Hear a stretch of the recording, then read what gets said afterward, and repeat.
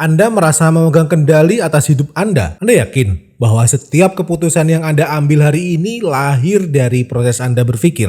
Mulai dari produk yang Anda beli, arah karir yang Anda kejar, sampai opini sosial yang Anda bela. Bagaimana jika sebagian besar keputusan terpenting dalam hidup Anda ternyata sama sekali tidak lahir dari kejelian Anda dalam berpikir, melainkan dari rasa takut yang diam-diam sedang mengendalikan Anda? Coba lihat di beranda smartphone Anda, bagaimana rasa takut diakomodir untuk dibuat konten, dan konten itu untuk berjualan. Mulai dari iklan kursus yang mengatakan keahlian Anda sebentar lagi tidak akan berguna karena akan digantikan oleh AI. Konten finansial yang begitu menekankan dengan ancaman masa tua Anda akan miskin jika tidak segera berinvestasi di tempat saya. Hingga konten politik menghadirkan narasi jika si Anu jadi presiden negara akan bubar. Ketahuilah bahwa ketakutan pikiran Anda sengaja dibuat bising. Tujuannya hanya satu, agar Anda kehilangan waktu untuk memeriksa fakta hingga logika Anda pun lumpuh. Ujung-ujungnya Anda langsung bertindak cepat, entah itu membeli produknya, memilih calonnya, ikut-ikutan membenci, atau sesuai tujuan mereka, dan itu murni karena panik mencari aman. Sekali lagi, Anda hanya sedang digiring ke arah yang sudah mereka tentukan dan mereka kontrol. Jika rasa takut mampu membajak otak bahkan sebelum sempat berpikir, pertanyaannya, bagaimana cara kita membedakan mana bahaya yang benar-benar nyata dan mana ancaman palsu yang sengaja diciptakan untuk mengontrol isi kepala kita? Hai teman baca, setiap hal besar terlahir dari gagasan kecil. Dan ingat, satu kalimat dari sebuah buku bisa merubah hidupmu.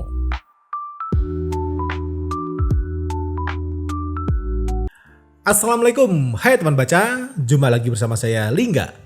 Jujur saja, kita semua memang membutuhkan rasa takut untuk bertahan hidup dari bahaya. Namun, mari kita lihat apa yang terjadi hari ini. Sinyal alami itu telah diretas, dibajak, dan disalahgunakan. Dalam sistem persuasi modern, rasa takut tidak lagi dibiarkan berfungsi sebagai pelindung. Ia diisolasi, dirakit ulang, dan ditembakkan kembali kepada kita sebagai alat kendali. Secara akademis, sebuah strategi komunikasi yang menggunakan rasa takut untuk mendorong perubahan sikap atau tindakan. Konsep ini dikenal dengan istilah fear appeal. Namun, dalam realitas kita saat ini, maknanya telah mulai bergeser, bermutasi secara radikal. Fear appeal bukan lagi sekedar pesan tentang bahaya. Ia berubah menjadi metode sistematis untuk memengaruhi keputusan dengan cara meletakkan sebuah ancaman tepat di depan mata kita. Membuatnya terasa begitu mendesak, dekat, lalu perlahan menyodorkan satu tindakan spesifik sebagai jalan keluar. Satu hal yang pasti, sebuah peringatan tentang resiko atau kondisi bahaya adalah kewajaran jika ancamannya faktual, buktinya solid, dan jalan keluarnya logis. Tapi ketika rasa takut itu sengaja diciptakan dan diproduksi secara massal untuk memotong dan membuang nalar kritis kita, lalu memaksa kita bertindak sebelum sempat melihat fakta yang sebenarnya. Dan percayalah, situasi ini bukan lagi sebuah kebetulan, melainkan sebuah kesengajaan. Pada awalnya, fear appeal banyak dikembangkan dan digunakan dalam kampanye keselamatan publik seperti peringatan bahaya merokok dan himbauan mematuhi rambu-rambu lalu lintas. Tujuannya murni untuk perlindungan. Namun, terjadi pergeseran tajam ketika industri menyadari satu hal fundamental, yaitu rasa takut ternyata adalah komoditas perhatian yang paling berharga. Pesan atau narasi yang menakutkan memiliki daya tarik perhatian yang luar biasa tinggi. Pola ini kemudian dieksploitasi mulai dari dunia politik, pemasaran, media sensasional, hingga algoritma digital. Jika dilihat lebih dalam, polanya cukup sederhana. Pihak-pihak ini sengaja memanfaatkan algoritma untuk mengubah kecemasan kita menjadi keuntungan mereka. Sasarannya jelas, publik yang hari ini lelah dengan berbagai tekanan hidup dan ketidakpastian masa depan. Capek miskin, udah kerja kok nggak kaya-kaya. Perlu digarisbawahi, strategi ini berhasil. Dan kita yang termakan rasa takut ini sama sekali bukan orang bodoh. Bukan juga karena kita kurang pinter, tapi karena mereka sengaja menyodorkan ketakutan tersebut terus-menerus dan tepat di saat kita sedang berada di titik terlemah. Sebuah riset membuktikan kepanikan kita akan berlipat ganda kalau sebuah ancaman terasa menyasar di kehidupan kita secara personal. Masalahnya, kalau kita hanya diteror tanpa diberi solusi yang jelas, mental kita justru akan menghindar karena frustasi. Itulah kenapa taktik psikologi modern sekarang dibuat sangat rapi. Mereka tidak hanya membuat kita panik, tapi di saat bersamaan langsung menyodorkan pintu keluarnya, yang sebenarnya adalah produk mereka juga atau kepentingan mereka. Sialnya, sekedar tahu trik ini ternyata belum cukup untuk membuat kita kebal. Ada satu permainan biologis yang jauh lebih rapi dari berada di dalam kepala kita. Mengapa tubuh dan otak kita ini mendadak lumpuh, mendadak bego ketika diancam, merasa takut atau ditakut-takuti sampai-sampai akal sehat kita memilih menyerah begitu saja.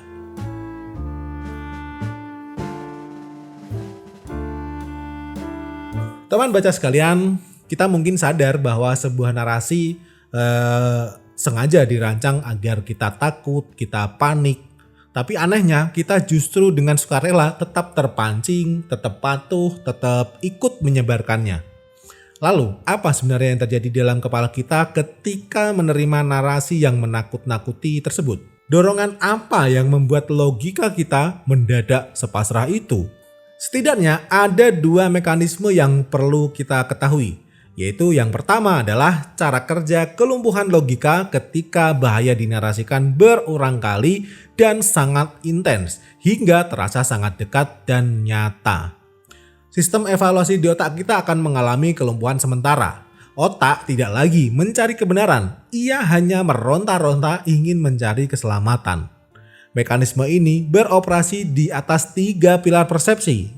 Pilar yang pertama adalah persepsi bahaya nyata. Agar sebuah narasi mampu mematikan logika, peristiwanya tidak perlu benar-benar terjadi. Tidak perlu benar-benar ada. Ia hanya perlu dirancang agar terasa sangat nyata dan sangat mungkin terjadi hingga menyentuh batas kehidupan pribadi kita. Kemudian pilar yang kedua adalah kerentanan. Rasa takut meledak ketika peristiwanya berhasil menyasar titik terlemah dalam diri kita. Sehingga muncul kepanikan bahwa kita akan kehilangan pekerjaan, keluarga berantakan, atau jatuh miskin di masa tua. Contohnya begini, bayangkan Anda pulang kerja setelah hari atau seharian bekerja yang cukup melelahkan. Di rumah, saat Anda rebahan menggulir media sosial, tiba-tiba muncul video yang judulnya adalah pekerjaan Anda siap digantikan oleh AI tahun depan. Hati-hati. Awalnya ya biasa-biasa saja dan mungkin hanya sekedar penasaran. Tapi algoritma terus-menerus memberondongi Anda dengan video serupa dari berbagai pakar. Ditambah lagi kolom komentar yang merupakan juga korban-korban ketakutan dan membenarkan kondisi tersebut. Disinilah batas logikanya runtuh. Bahaya di layar ponsel tadi berubah menjadi ancaman pribadi yang terasa sangat nyata. Keinginan memeriksa fakta langsung tertutup rapat oleh kepanikan untuk segera mencari aman. Kemudian pilar yang ketiga adalah solusi. Begitu kita berhasil dibuat takut, kita tidak lagi akan berpikir panjang. Yang diinginkan hanya satu, yaitu segera keluar atau segera selamat dari narasi yang menakutkan tersebut. Kemudian di saat itulah solusi dihadirkan. Lakukan ini, percaya sama ini, beli ini, dukung ini, atau lawan itu. Sehingga rasa takut tidak lagi bekerja sebagai pelindung, melainkan digunakan sebagai tuas untuk mengarahkan keputusan Anda. Riset dari Kim Waite menjelaskan bahwa pesan yang menakutkan baru akan memicu tindakan jika dua hal hadir bersamaan, yaitu ancaman yang terasa serius dan adanya jalan keluar instan yang mudah diambil. Jadi mereka tidak hanya menakut-nakuti, tapi juga langsung menyodorkan pintu daruratnya atau jalan keluarnya. Temuan ini juga diperkuat oleh Tannenbaum yang membuktikan bahwa strategi berbasis rasa takut sangat efektif bukan hanya karena pesannya mengerikan, melainkan karena ia mengeksploitasi kepanikan, lalu dengan otoriter memberikan satu arahan tunggal.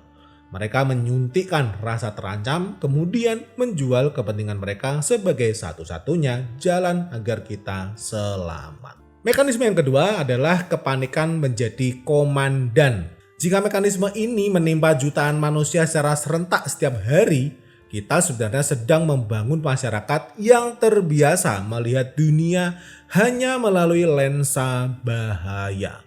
Dalam kondisi seperti ini, kemampuan memeriksa fakta akan hilang, ruang diskusi menjadi kosong, dan debat yang jernih dianggap usang. Publik akhirnya bereaksi lebih cepat daripada memahami konteks. Video yang memicu amarah jauh lebih mudah dibagikan daripada penjelasan yang lengkap. Dalam ekonomi misalnya, orang-orang dengan mudah terjebak investasi bodong murni karena takut miskin, lelah karena gak kunjung kaya, takut tertinggal, dan panik karena ingin cepat kaya. Dalam dunia politik, publik mudah diarahkan untuk melihat kelompok lain yang berbeda pandangan sebagai ancaman yang harus dimusuhi atau dicegah jangan sampai jadi penguasa. Algoritma digital ikut memperkuat pola ini. Konten yang tegang, marah, dan menakutkan adalah komoditas terbaik untuk menahan perhatian audiens. Perhatian itu berubah menjadi waktu tonton, lalu dikonversi menjadi keuntungan bagi sistem. Inilah alasan kuat mengapa media sosial terus mendorong konten yang membuat kita merasa harus segera bereaksi. Dampaknya masyarakat jadi lebih mudah dikontrol, lebih mudah membeli, lebih mudah memilih, dan lebih mudah membenci, bahkan lebih mudah dipolarisasi. Memahami bahwa pikiran kita sedang ditekan tidak otomatis membuat kita kebal. Besok polanya bisa datang lagi lewat judul baru, isu baru, atau ketakutan baru yang lainnya. Selama panik masih efektif melumpuhkan nalar, pertanyaannya bukan lagi sekedar siapa yang memainkan rasa takut kita ini, siapa di balik semua ini, tapi apa langkah konkret yang agar keputusan kita tidak terus-menerus dikendalikan oleh kepanikan.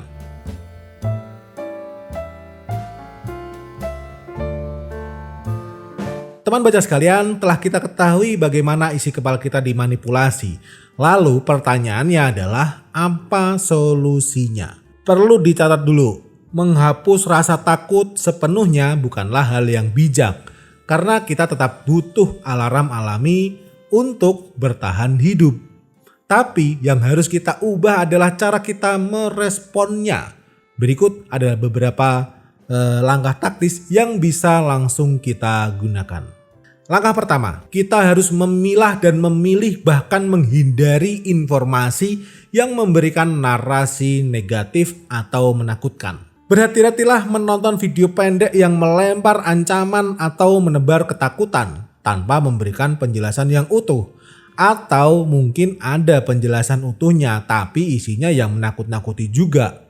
Mungkin langkah tepatnya berhenti mengikuti akun media sosial yang secara konsisten memproduksi kecemasan setiap hari. Saat kita membatasi paparan informasi tersebut, Anda secara langsung mengurangi beban tekanan di dalam kepala. Kemudian langkah yang kedua, jangan pernah mengambil keputusan di bawah desakan waktu. Kepepet memang kadang menguntungkan, tapi siasat menakut-nakuti selalu memaksa kita untuk bertindak detik itu juga. Jadi, jika sebuah informasi membuat Anda gelisah dan merasa harus segera ikut, tutup aplikasi medsos dan taruh smartphone Anda. Jangan langsung membeli karena takut kehabisan. Jangan langsung membagikan tautan karena Anda panik atau merasa sejalan dengan pemikiran Anda. Dan juga jangan langsung membenci. Tunda keputusan hingga emosi Anda reda. Netral, karena ketika tubuh tegang, rasa takut yang memegang kendali, bukan akal sehat. Langkah yang ketiga, biasakan diri kita untuk mencari konteks secara utuh dan menyeluruh. Intinya jangan males baca. Karena taktik manipulatif sangat bergantung pada ketergesa-gesahan dan kita bisa melawannya dengan cara mencari penjelasan yang lebih rinci, membandingkan informasi dari sumber lain yang berbeda, atau mendiskusikannya dengan orang yang tidak sedang berada dalam kondisi panik, tertekan, bermasalah, bahkan dalam kondisi terpengaruh. Intinya adalah perbanyak literasi, perbanyak membaca dari berbagai sudut pandang. Pada akhirnya rasa takut bukanlah musuh yang harus kita hancurkan. Ia adalah insting purba yang menjaga kita tetap hidup.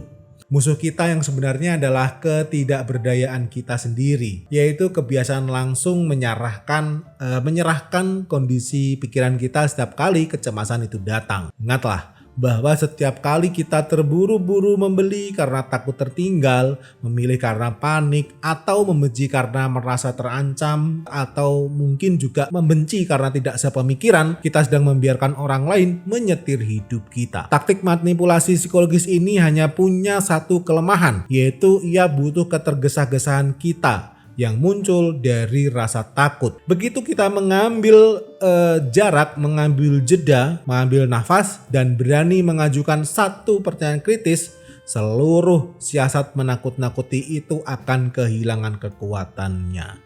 Apalagi Anda berani mendebat. Tapi berani mendebat, Anda harus punya data. Agar punya data, Anda harus baca banyak literasi. Rasa takut tidak pernah diciptakan untuk membuat kita tunduk. Ia hanya sebuah sinyal agar kita melangkah dengan lebih hati-hati. Demikian Teras Wawasan kali ini. Di setiap diskusi selalu ada wawasan baru. Jaga emosi, buka pikiran, dan pahami kembali pola-pola yang bekerja di balik cara kita berpikir. Assalamualaikum.